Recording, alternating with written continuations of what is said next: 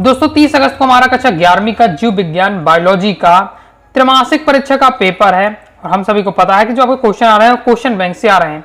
इसलिए अगर आपके यहाँ बायोलॉजी का जीव विज्ञान का क्वेश्चन बैंक तैयार कर लेते हैं जो त्रैमासिक परीक्षा के लिए स्पेशल जारी हुआ है, तो दोस्तों आप क्या है 70 में 70 स्कोर करेंगे बायोलॉजी के पेपर में। इसलिए मैं कंप्लीट सॉल्यूशन बता रहा हूँ और ये आपका लास्ट पार्ट रहने वाला है। Okay, part 4, part 1, part 2, part 3 आ चुका है, तो चैनल पर जाकर जरूर देखिएगा। पार्ट 1 और 2 में मैंने आपको कंप्लीट वस्तुनिष्ठ बता दिए थे, 6 अध्याय आपकी त्रैमासिक परीक्षा में आने हैं। ओके, तो 6 अध्याय के हमने पार्ट 1 और पार्ट 2 में वस्तुनिष्ठ देख लिए थे। पार्ट 3 में मैंने आपको अध्याय 1, अध्याय 2, अध्याय 3 के क्वेश्चन आंसर बता दिए थे। अब यदि दोस्तों हमारे अध्याय 4, अध्याय 5, अध्याय 6 के क्वेश्चन आंसर रह जाते हैं तो ये इस पार्ट में हम और कवर कर लेंगे, तो कंप्लीट आपके क्वेश्चन बैंक का सॉल्यूशन तैयार हो जाएगा। ओके, तो कंप्लीट क्वेश्चन बैंक हो जाएगा।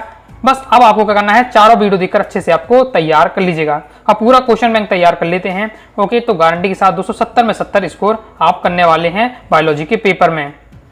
तो दोस्तों हमारा अध्याय 4 है जो प्राणी जगत, इसमें हम देख लेते हैं क्वेश्चन आंसर। इसमें पहला हमारा जो क्वेश्चन है यहाँ आता है कि खुले परिसंचरण तंत्र एवं बंद परिसंचरण तंत्र में दो अंतर लिखिए। फिर अअरीय सममित किसे कहते हैं।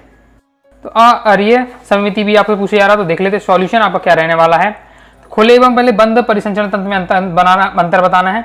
तो ये आपका दिया हुआ खुले परिसंचरण तंत्र और आपका बंद परिसंचरण में अंतर है। ओके, थ्योरी में दिया हुआ, आप चाहे तो सिर्फ तालिका बनाकर भी लिख सकते हैं या फिर थ्योरी में भी डायरेक्ट लिख दे तो भी आपको नंबर मिल जाएंगे। फिर आर्य सममिति किसे कहते हैं, तो आर्य सम्मति के बारे में बताया जा रहा है कि आर्य सम्मति वह होती है जिसमें किसी वस्तु या जीव को एक केंद्रीय बिंदु से गुजरने वाले कई तलों के माध्यम से दो समान भागों में विभाजित किया जा सकता है। ओके, जैसे ठीक जैसे ही है ये वैसी बात हो जाती है जैसे पिज्जा के केंद्र से काटा जाए, तो इस प्रकार सममित स्टारफिश, तारा मीन यानी जेलीफिश और आपका एनीमीन जैसे जीव पाए जाते हैं। क्लियर है, तो आगे देख लेते हैं। आगे नेक्स्ट हमारा क्वेश्चन है द्विपार्श्व सममिति क्या है, त्रिकोणीय जीव किसे कहते हैं, खंडी भवन से क्या सा है, संघ नाइडेरिया को यह नाम क्यों दिया गया। फिर नेक्स्ट है आपका प्लेटीहेडमीज में आपका परासरण तथा उत्सर्जन किससे होता है। तो इनके सॉल्यूशन हम क्रम से देखते जाते हैं। पहले आपका दिया है पार्श्व सममिति के बारे में, द्विपार्श्व सममिति के बारे में आपका दिया हुआ है, तो इसे आपको तैयार कर लेना है। त्रिकोणीय जीव किसे कहते हैं, तो ये बताया जाता है त्रिकोणीय जीव वे जंतु होते हैं जिनके भ्रूण में 3 जनन परतें होती हैं। ओके, एक बाहरी जिनका नाम दिया है एक्टोडर्म, मेसोडर्म जो मध्य परत होती है, आंतरिक आपकी जो परत होती है एंडोडर्म होती है। ये परत मिलकर शरीर के विभिन्न ऊतकों और अंगों का निर्माण करती हैं। तैयार कर लेना है। खंडी भवन से क्या से यही पूछा जा रहा है, तो खंडी भवन से आशा है उस प्रक्रिया से है जिसमें किसी प्राणी का शरीर बाहर और अंदर दोनों तरफ क्रमबद्ध खंडों में बांटा होता है। इन खंडों में कुछ अंगों की पुनरावृत्ति होती है। शरीर के इस प्रकार के खंडों में बंटने को ही खंडीकरण या विखंडन कहते हैं। संघ, फिर आपका संघ नाइडेरियम को यह नाम क्यों दिया गया, तो उसके बारे में आपका दिया हुआ है, तो उसे भी आपको तैयार कर लेना है। ओके, इसके बाद नेक्स्ट हमसे पूछा जा रहा है प्लेटीहेडमीज में परासरण तथा उत्सर्जन किसे कहते हैं, वो पूछा जा रहा है। तो आपका ये भी दिया हुआ है कि परासरण आपको क्या जल संतुलन और अपशिष्ट के उत्सर्जन के लिए ज्वाला कोशिकाएं जिम्मेदार होती हैं। ये ज्वाला कोशिकाएं प्रोटोनेफ्रिडिया नामक उत्सर्जन प्रणाली का हिस्सा होती हैं जो शरीर में जल और आयनों के संतुलन को बनाए रखती हैं और हानिकारक अपशिष्टों को शरीर से बाहर निकालती हैं। कंप्लीट हो जाता है। नेक्स्ट ये हमारा बहुत ज्यादा इंपॉर्टेंट रहने वाला है, आर्थ्रोपोडा संघ की 2 विशेषता। ओके, प्रीवियस ईयर में आ चुका है, तो इसे तैयार करके रखना है। फिर रेडुला का क्या कार्य लिखिए।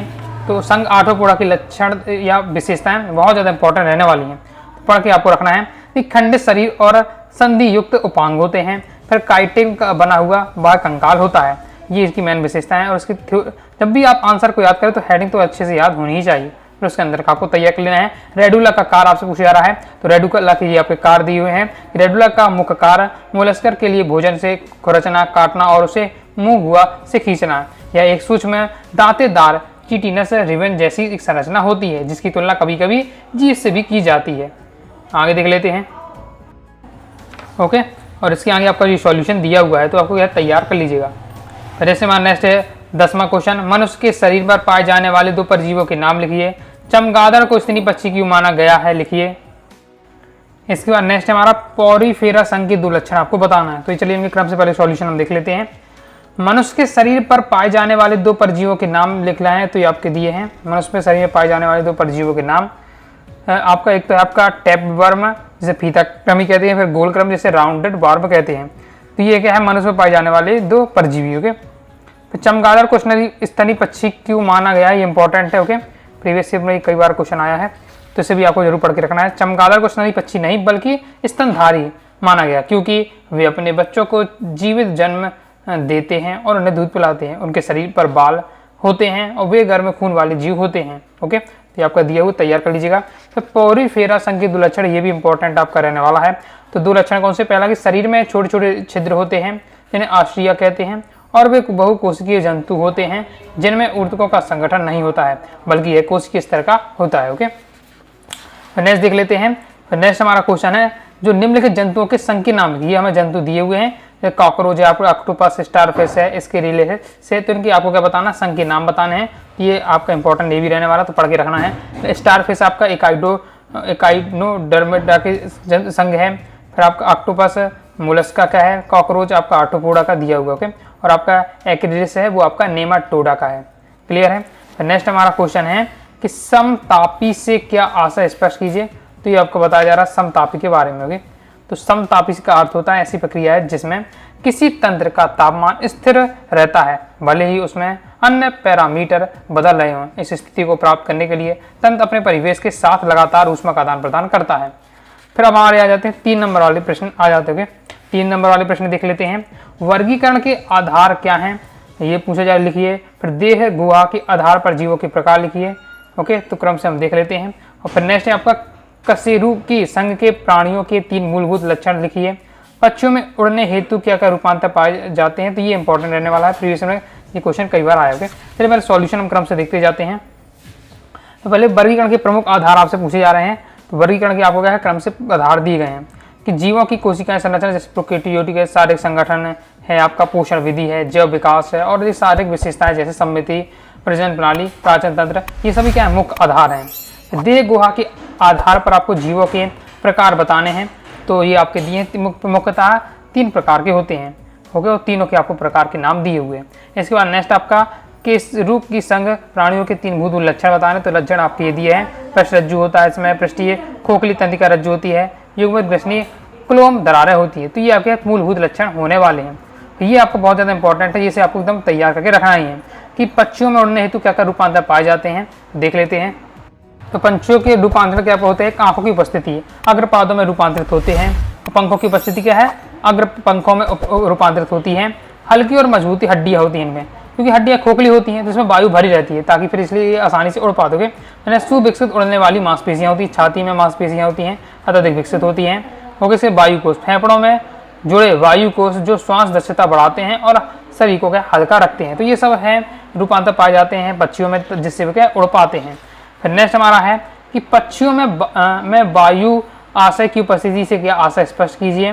नेक्स्ट है एक जीव के शरीर में रेडियल सम्मिति पाई जा गई है और उसमें टेक्सचर भी मौजूद है। यह जीव किस संघ का हो सकता है, कारण सहित आपको स्पष्ट करना है। देख लेते हैं।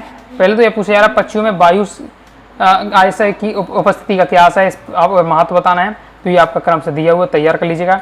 नेक्स्ट आपको ये बताना है ये इसकी विशेषता है। ओके, तो जिसमें क्या है आपका टेट्लम भी मौजूद है। तो ये जीव के संघ का होगा, तो ये बताया जा रहा है। यदि किसी जीव के शरीर में रेडियल सम्मिति पाई जाती है और टेक्टेसब से मौजूद है, तो ये संघ क्या है, आपके जीव के संघ का होगा, स्लिक्टेटा का होगा। ओके, यह हो सकता है, या फिर आपका एकाइनोडर्मेटा का हो सकता है। रीजन आपको बताना कि अगर होगा तो क्यों होगा, तो आपको यहाँ रीजन दिया हुआ है। ओके, आगे देख लेते हैं। अब आगे नेक्स्ट हमारे क्वेश्चन आ जाते हैं। 7वां क्वेश्चन, स्तनधारी वर्ग के 3 लक्षण। तो ये इंपॉर्टेंट है, ये आपका प्रीवियस में कई बार क्वेश्चन आ चुका है, इसलिए मैं आपको बताते जा रहा हूँ। ओके, ताकि आपको मतलब इनको नहीं छोड़िएगा बिल्कुल भी, क्योंकि इनके हाई चांस है कि आपके टीचर ये क्वेश्चन दें, क्योंकि ये बहुत ज़्यादा इंपॉर्टेंट है, अक्सर पूछे जाते हैं। स्तनधारी वर्ग के 3 लक्षण आपको देखना है। तो क्या लक्षण होते हैं कि स्तन ग्रंथियों की उपस्थिति होती है, माता में दूध उत्पन्न करने वाली स्तन ग्रंथियाँ पाई जाती हैं। रोमों की उपस्थिति होती है, शरीर में बाल या रोम पाए जाते हैं और ताप नियंत्रण में मदद करते हैं। फिर संपतापी होते हैं, ये नियत तापी होते हैं, अर्थात अपने शरीर का तापमान स्थिर बनाए रखते हैं। आगे देख लेते हैं। आगे नेक्स्ट हमारा क्वेश्चन है परजीवी प्लेटिसिमिस के 3 आपको क्या है विशेष लक्षण बताने हैं। तो ये आपके दिए हैं परजीवी प्लेटिहेमिडिस के आपको 3 लक्षण, जैसे इसमें अंकुश होता है, चूसक होता है, इसके साथ ही सरल पाचन तंत्र, फिर इसके बाद उच्च प्रजनन क्षमता। तो क्रम से आपको 3 लक्षण तैयार करना है। सॉल्यूशन तैयार करना तो हेडिंग आप याद होना चाहिए, चूसक और अंकुश है, सरल पाचन तंत्र या अनुपस्थिति, उच्च प्रजनन क्षमता, ये आपके दिए हुए हैं परजीवी प्लेटिहेमिज के 3 विशेषताएं। फिर नेक्स्ट आपके इंपॉर्टेंट रहने वाला है, अब ये भी आपका आर्थ्रोपोडा प्राणी समूह का सबसे बड़ा वर्ग है। इस कथन का आपको कारण बताना है कि क्या कारण है। अभी हमने ऑब्जेक्ट में भी देखा था, बार बार ये ऑब्जेक्ट आ रहा था कि सबसे बड़ा वर्ग कौन सा है प्राणु समूह में, तो आर्थ्रोपोडा है। क्या कारण है तो वो बताया जा रहा है, क्योंकि इसमें क्या है, काइटिन का बना कठोर बाह्य कंगाल होता है जो सुरक्षा प्रदान करता है, शरीर के सूखने से बचाता है, उनके लचीले खंडित शरीर को संयुक्त उपांगों के कारण विभिन्न प्रकार की गतिविधियाँ संभव है। ओके, ये सब आपके बताए जा रहे हैं। इसके साथ ही विभिन्न जीवों रूपों के बीज भोजन के लिए प्रतिस्पर्धा कम होती है, वे लगभग सभी प्रकार के आवासों में पाए जाते हैं। तो यही कारण है कि इन्हें क्या है, आर्थ्रोपोडा को प्राणी समूह का सबसे बड़ा वर्ग कहा जाता है। फिर नेक्स्ट है, व्हेल मछली को स्त्री वर्ग में क्यों रखा गया है, लिखिए। तो इसके भी आपके रीजन दिए हुए हैं कि बेल मछली है उसको स्त्री वर्ग में रखा गया क्योंकि इसमें स्तनग्रंथियाँ होती हैं, बेल में स्तनग्रंथियाँ होती हैं जो अपने बच्चों को दूध पिलाती हैं। बाल भी इसमें होते हैं, वयस्कों में कम, लेकिन भ्रूण अवस्था में या जन्म के समय कुछ बाल मौजूद भी होते हैं। समतापी ये भी होते हैं, आपके फेब्रोमेस्टेशन होता है, जीवित बच्चों को जन्म देना। तो यही कारण है कि क्या है, जो बेल मछली को क्या है, स्तनधारी वर्ग में रखा गया है, स्तनी वर्ग में रखा गया है। ओके, फिर नेक्स्ट हमारा क्वेश्चन रहने वाला है, किसी अकशेरुकी जीव में द्विवार्षीय समिति 30 स्तरीय शरीर और शरीर गुहा अनुपस्थित है, यह किस संघ में आएगा, कारण लिखिए। तो हमारा क्वेश्चन दिया हुआ है, इसका सॉल्यूशन क्या रहने वाला है, तो इसका सॉल्यूशन आपका ये रहने वाला है। ओके, ये आपके कारण दिए हुए हैं, पॉइंट वाइज पॉइंट दिया हुआ है, तो इसे भी आपको क्या है, तैयार कर लेना है। यह अकशेरुकी जीव प्लेटिहेमिज संघ में आएगा क्योंकि इस संघ के जीवों में द्विपार्श्वीय समिति पाई जाती है। ओके, और इसके कारण आपके ये दिए हुए हैं कि क्यों आएगा, वो भी आपको बताया जा रहा है। तो कंप्लीट हो जाता है। अब दोस्तों हमारे क्वेश्चन आने वाले हैं 4 नंबर वाले। 4 नंबर वाले प्रश्न में जो हमारा सबसे पहला है, कार्डेट एवं नॉन कार्डेटा, कार्डेटा और नॉन कार्डेटा में 4 अंतर। तो ये भी आपका इंपॉर्टेंट है, प्रीवियस में कई बार ये क्वेश्चन आया होगा, तो इसको तो आपको पढ़ के रखना ही है। तो देख लेते हैं यहाँ कार्डेटा नॉन कार्डेटा में अंतर, ये आपका सॉल्यूशन दिया है, इसी प्रकार से आपको बताना है। ओके, इन विशेषताओं के आधार पर कार्डेटा और नॉन कार्डेटा में अंतर दिया है। जैसे आपका नोटोकार्ड है तो जो कार्डेटा में उपस्थित होता है जबकि नॉन कार्डेटा में अनुपस्थित होता है। क्रम से जैसे गुदा पक्ष पुच्छ है तो कार्डेटा में उपस्थित है जबकि नॉन कार्डेटा में अनुपस्थित है, तो इस पर अंतर दिया, तैयार कर लीजिएगा। नेक्स्ट हमारा, सभी कशेरुकी रज्जुकी यानी कार्डेट्स हैं लेकिन सभी रज्जुकी केशरी नहीं है, इस कथन को आपको यहाँ व्याख्या करनी है। तो किस प्रकार से आपका रहने वाला है, इसका सॉल्यूशन आपका ये दिया हुआ है, तो इसका भी स्क्रीनशॉट ले लीजिए और तैयार आपको कर लेना है। नेक्स्ट हमारा, एम्फिरिया वर्ग के प्रमुख लक्षण आपको बताने हैं, इसके साथ ही आपको 2 उदाहरण देने हैं। फिर इसके बाद गोलक्रमी एवं फीताक्रमी में 4 अंतर आपको बताने हैं, तो ये आपका दिया हुआ है। पहले आपका दिया है एम्फिबिया वर्ग के प्रमुख लक्षण और उनकी आपको 2 उदाहरण भी लिखने हैं। तो ये आपके एम्फिबिया लक्षण के दिया हुए प्रमुख लक्षण हैं और 2 उदाहरण आपको दिया है, जब मेढक के आपका सेलामेडर है, ये आपके लक्षण हो जाते हैं। इसके बाद गोलक्रमी और फीताक्रमी में आपको अंतर बताने हैं, तो ये आपके अंतर दिए हुए हैं, तो इन्हें आपको तैयार कर लेना है। शरीर के आधार पर, खंडन, पाचन, इन विशेषताओं के आधार पर अंतर दिया हुआ है। इसके बाद नेक्स्ट हमारा, एक जीव में नोटोकार्ड केवल भ्रूण अवस्था में पाई जाती है, वयस्क अवस्था में अनुपस्थित होती है, यह जीव किस उपसंघ का हो सकता है, कारण से आपको उत्तर देना है। तो आपका इसका क्या उत्तर रहने वाला है, तो ये आपका आंसर आपको इसमें लिखना है कि यदि किसी जीव में नोटोकार्ड केवल भ्रूण अवस्था में पाई जाती है और वयस्क अवस्था में अनुपस्थित होती है, तो यह यूरोकार्डेटा उपसंघ का हो सकता है। ओके, इसके आगे देख लेते हैं। इसके आगे आपको बताना है कि कारण क्या रहने वाला है, कारण आपको बता देना है। यूरोकार्डा में नोटोकार्डा केवल लार्वा अवस्था की पूंछ में पाई जाती है और वयस्क अवस्था में ये विलुप्त हो जाती है। फिर नेक्स्ट देख लेते हैं। नेक्स्ट हमारा है, मोलस्का संघ के प्रमुख लक्षण और 2 उदाहरण लिखना है। फिर पोरीफेरा संघ के आपको 4 लक्षण लिखने हैं, ये भी आपके इंपॉर्टेंट रहने वाला है। तो देख लेते हैं हम मोलस्का संघ के प्रमुख लक्षण, है ना, और आपको 2 उदाहरण बताने, तो ये आपके क्रम से लक्षण दिए हुए हैं। ये शरीर कोमल, अखंडित और प्राय कैल्शियम युक्त कवच में ढचा होता है, ये पूरा आपको इस पर से दिया हुआ है। श्वसन के लिए पंख जैसे गलफड़े होते हैं। उदाहरण जैसे आपको घोंगा है, सीप है, ये आपके मोलस्का संघ के उदाहरण है। पोरीफेरा संघ के आपको लक्षण बताने हैं, ये पोरीफेरा संघ के दिए हुए लक्षण इंपॉर्टेंट है। ओके, प्रीवियस ईयर में कई बार क्वेश्चन आ चुका है। इसका शरीर क्या छिद्रित होता है, ये समान समुद्री होते हैं और स्थिर जीवन जीते हैं। ओके, इसके साथ ही इनमें जल संवहन तंत्र और नाल तंत्र होता है। ओके, इसके बाद नेक्स्ट हम देख लेते हैं। तुम्हारा है प्रागुहा किसे कहते हैं, प्रागुहा के आधार पर जीवों का वर्गीकरण किस प्रकार से किया जाता है। संघ सिलिटेंटर में में जनक को समझाइए, जनन को समझाइए। तो देख लेते हैं। तो आपके पहले बताया जा रहा है प्रागुहा के किसे कहते हैं उसके बारे में बताया जा रहा है। फिर प्रागुहा के आधार पर जीव वर्गीकरण ये 3 टाइप से मैंने किया जाता है आपका, जैसे अगुही, कूटगुही और प्रागुही। ओके, क्रम से आपका दिया हुआ है। संघ सिलेंट्रेंटा को जनन को आपको बारे में बताना, तो इस पास दिया है लेगजन अलेगजन दोनों जनन यहाँ समझाए जा रहे हैं। फिर आगे नेक्स्ट हमारा संघ इकाइडोडर्मेटा के प्रमुख लक्षण आप बताना और साथ ही आपको क्या 2 उदाहरण देना है, ये भी इंपॉर्टेंट आपका रहने वाला है। तो 2 अक्षर आपके ये सभी क्या है समुद्री होते हैं। तो इसका शरीर जो होता है कांटेदार होता है।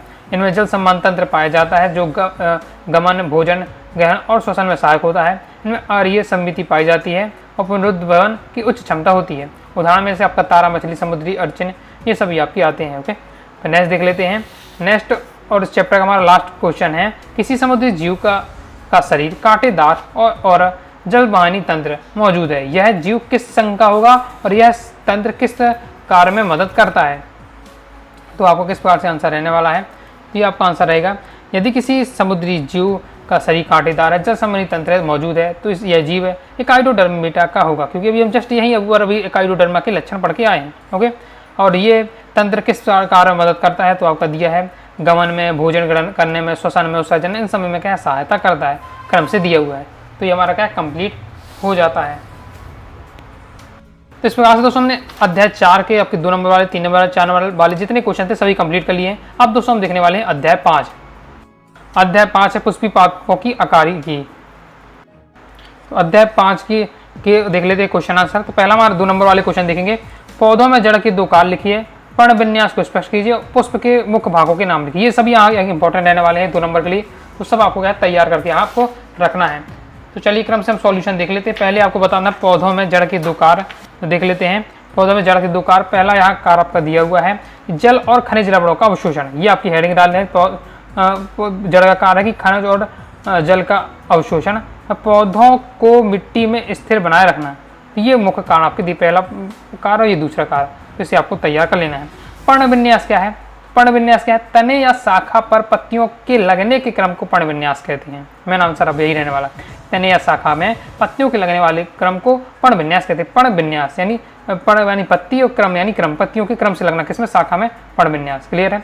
पुष्पों के भागों के नाम बताना है, तो आपका दिया है जैसे बाह्य दल पुंज होता है, दल पुंज होता है, पुमंग होता है, जायांग होता है, तो ये उनके भाग दिए है। ओके, उनके बारे में लाइन बताया जा रहा है। फिर आगे देख लेते हैं। बीजन्यास को परिभाषित कीजिए, पुष्प सूत्र का अर्थ लिखिए, पुष्प क्रम को परिभाषित कीजिए। तो ये आपका दिया हो बीजन्यास का आपका परिभाषा, अंडाशय के अंदर बीजांडों में लगने के क्रम को हम बीजन्यास कहते हैं। ये आपकी मेन परिभाषा रहने वाली है। पुष्प क्रम क्या है? वो पुष्प सूत्र है। तो पुष्प सूत्र एक प्रतीकात्मक सूत्र है जो पुष्प के विभिन्न भागों की संख्या, उनकी अवस्था और उनके बीच संबंध को क्या संक्षिप्त रूप है, यह संक्षिप्त रूप में दर्शाता है। पुष्प क्रम को किस परिभाषित करना है? तो पुष्प क्रम वह व्यवस्था है जिसमें पुष्प के एक विशेष अक्ष पर लगे होते हैं, और ये पुष्पों की वह व्यवस्था है जो पौधों पर पुष्पों के समूह को दर्शाती है। पुष्प क्रम के मुख्य प्रकार असीमाक्षी और अससीमाक्षी होते हैं। कंप्लीट हो जाता है। नेक्स्ट आ जाते हैं 3 नंबर वाले प्रश्न। 3 नंबर वाले प्रश्न देख लेते हैं। जैसे पहला है, किसी मूल के विभिन्न भागों को चित्र की सहायता से आपको स्पष्ट करना है। तो ये आपका दिया हो, चित्र की सहायता से आपको बनाना है। ये आपका डायग्राम दिया है। अब इसके विभिन्न भागों को आपको बताना है। तो किसी मूल के विभिन्न भाग, जैसे आपका मूल गोप है, कोश का विभाजन है आपका, तीसरा आपका दीर्घकर्ण क्षेत्र है। तो ये आपके दिए हैं आपके मूल के विभिन्न भागों के नाम और उनके बारे में। ओके, और इसके साथ ही आपको डायग्राम बनाना, तो डायग्राम भी आपका दिया हुआ है। इसके आगे आपको एक पॉइंट और है, आपका परिपकन क्षेत्र। ओके, तो ये आपको तैयार करना। 4 आपको यहाँ दिए हुए हैं मूल के विभिन्न भागों के नाम और उनके बारे में तैयार कर लीजिएगा, और डायग्राम भी। आगे देख लेते हैं। आगे नेक्स्ट हमारा क्वेश्चन है, पर्ण विन्यास से आप क्या समझते हैं? इसके प्रकार लिखिए। एक प्रारूपी पत्ती के विभिन्न भागों के आपको क्या नाम लिखना है, भागों को लिखना है। पर्ण विन्यास से क्या समझते हैं, फिर इसके आपको प्रकार बताने हैं। तो ये आपका दिया है पर्ण विन्यास के बारे में। तो पर्ण विन्यास के बारे में आपको पूरा बताया जा रहा है। फिर पर्ण विन्यास के प्रकार भी पूछे जा रहे हैं, तो विकार दिए हैं। एक आंतर पर्ण विन्यास, फिर आपका सामुखी पर्ण विन्यास, इसके बाद चक्राकार पर्ण विन्यास। तो ये आपके पर्ण विन्यास के प्रकार दिए हुए हैं। फिर आपको एक प्रारूपी पत्ती की विभिन्न भागों को लिखना है। तो प्रारूपी पत्ती के विभिन्न भाग कौन कौन से हैं?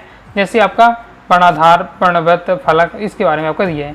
मेन आपके 3 होते हैं प्रारूप पत्ती के भाग। कौन से? 3 होते हैं, एक पर्णाधार, पर्णवृत्त और आपका फलक। तो 3 आपको तैयार करके रखना है। नेक्स्ट हमारा चौथा क्वेश्चन है, एक व्यास समिति व त्रिज्या समिति पुष्प को स्पष्ट कीजिए। जालिकावत और समांतर शिरान्यास में 3 अंतर बहुत ज़्यादा इंपॉर्टेंट है, प्रीवियस में कई बार ये क्वेश्चन आ चुका है। और एक प्रारूपी पुष्प का नामांकित चित्र बनाना है हमें। ओके, कम से इनका भी हम सॉल्यूशन देख लेते हैं। पहले तो आपको एक व्यास समिति व त्रिज्या समिति पुष्प को आपको स्पष्ट करना है, तो ये आपके दिए हुए एक व्यास समिति और त्रिज्या समिति के पुष्पों के बारे में। फिर दोस्तों आपका जालिकावत और समांतर शिरान्यास में आपको 3 अंतर बताने हैं, तो ये 3 अंतर दिया हुआ बहुत ज़्यादा इंपॉर्टेंट है, प्रीवियस में कई बार क्वेश्चन आ चुका है। तो याद अंतर किस बार से दिया हुआ है कि जो आपकी जालिकावत शिरान्यास में जो पत्ती में सिराएं एक जाल जैसा पैटर्न बनाती है, जबकि समांतर शिरान्यास में पत्ती सिराएं एक दूसरे के समांतर होती है, तभी तो उनका नाम क्या है, समांतर शिरान्यास है। और जालिकावत शिरान्यास में क्या होता है, आम, गुलाब, पीपल के पत्ते ये सब आते हैं, जबकि समांतर शिरान्यास में केले हो गए, घास हो गया, मक्का के पत्ते आते हैं। फिर इसके बाद प्रारूपी पुष्प का नामांकित चित्र बनाना है। ये आपका रहने वाला है एक प्रारूपी पुष्प के नामांकित चित्र, ओके, जिसमें सब इसके आपके भागों को भी अच्छे से सीख लीजिएगा। ओके, जैसे आपका वर्तिका है, ठीक है, पराकोष, तंतु, दल पुंज है, आपका बाह्य दल है, तैयार कर लीजिएगा। अब ऐसे यहाँ से हमारे आ जाते 4 नंबर वाले प्रश्न। 4 नंबर में जैसे आपका ये सरल पत्ती और संयुक्त पत्ती में कोई 4 अंतर पूछा जा रहा है। ससीमांची और असीमांची पुष्प क्रम में कोई 4 अंतर, ये बहुत ज़्यादा इंपॉर्टेंट रहने वाला है, प्रीवियस में ये कई बार क्वेश्चन आपका आ चुका है। ओके, एक लिंगी व द्विलिंगी पुष्प के कोई 4 अंतर आपको लिखना है। चलिए हम देख लेते हैं। पहले तो आपका दिया है सरल पत्ती और संयुक्त पत्ती में 4 अंतर, तो क्रम से आपको तय करना है। विशेषताओं के आधार पर यहाँ अंतर दिए गए, जैसे पत्ती फल के आधार पर अंतर है, कच्छप कली के आधार पर अंतर है, वृंत के आधार पर और गिरना के आधार पर ये दिया। जैसे गिरना के आधार पर क्या है, जो सरल पत्ती होती है पूरी पत्ती के रूप में गिरती है, जबकि संयुक्त पत्ती में क्या होता है, पर्णक अलग अलग गिर बढ़ते हैं। ओके, पत्ती फलन में कहें तो सरल पत्ती फलन अविभाजित होता है, जबकि सरल युक्त पत्ती में पत्ती फलक कई पर्णों का विभाजित होता है, इस बात से। फिर से आपका ससीमाची और असीमाची पुष्प क्रम में अंतर। ओके, आप चाहें तो इसे आप पूरी तालिकाबद्ध बना सकते हैं, लेकिन यहाँ मैंने पूरा थ्योरी में आपको दिया, तो थ्योरी में पूरा आप लिख सकते हो। ओके, और चाहे तो आप इसे पॉइंट वाइज पॉइंट कन्वर्ट कर सकते हैं। फिर आपका एक लिंगी व उभयलिंगी पुष्प में कोई 4 अंतर आपको बताना है, तो ये आपका दिया हुआ है एक लिंगी और उभयलिंगी उस क्रम में अंतर, क्रम से आपका दिया हुआ पॉइंट वाइज पॉइंट, और इसके साथ ही उदाहरण के साथ यहाँ बताया जा रहा है। फिर नेक्स्ट हमारा क्वेश्चन है, सोलेनेसी कुल के आपको 4 मुख्य लक्षण बताने हैं, इंपॉर्टेंट है, ये भी आपका प्रीवियस में आ चुका है। अनिश्चित फल को स्पष्ट करते हुए आपको फलों की 2 विशेषताएं लिखनी है, और फिर एक बीजपत्री बीज की संरचना का नामांकित चित्र आपको बनाना है। देख लेते पहले तो सोलेनेसी कुल के मुख्य लक्षण इंपॉर्टेंट है। ओके, तैयार करके रखना, प्रीवियस में ये क्वेश्चन आ भी चुका। ओके, ये आपका दिया हुआ तैयार कर लीजिए, स्क्रीनशॉट आप ले लीजिएगा। ओके, इसके बाद अनिश्चित फल को स्पष्ट करती है, फलों की आपको 2 विशेषता बतानी है, तो इसका सॉल्यूशन यहाँ से स्टार्ट होता है। ओके, तो अनिश्चित फल कौन है, अनिश्चित की फल वे हैं फल हैं जिनका निषेचन अंडाशय से विकसित होता है। इसके बाद दोस्तों आपको अनिश्चित की फलों की 2 विशेषताएं बतानी, तो ये आपकी विशेषता दी है, पहला बीज रहित होता है, दूसरा क्या है, इसके विकास के बारे में दिया हुआ है। फिर एक बीजपत्री बीज का संरचना का नामांकित चित्र। ओके, तो इसे आपको अपनी तरफ से एक बार देख लीजिएगा। आगे देख लेते हैं। अब हमारे इसका नेक्स्ट अध्याय आ जाता है, लास्ट अध्याय हमारा जो त्रैमासिक परीक्षा में अध्याय 6 है, पुष्पी पादपों का शरीर। इसके हम क्वेश्चन आंसर देख लेते हैं। तो ये हमारा अध्याय 6 है, पुष्पी पादपों का शरीर। यहाँ से क्वेश्चन आंसर देखते हैं। तो पहला दोस्तों हमारा यहाँ क्वेश्चन आ जाता है, 2 नंबर वाले दिए हैं, रंध्र को परिभाषित कीजिए, रंध्र की 2 कार्य लिखिए, कैप्डियम को परिभाषित कीजिए।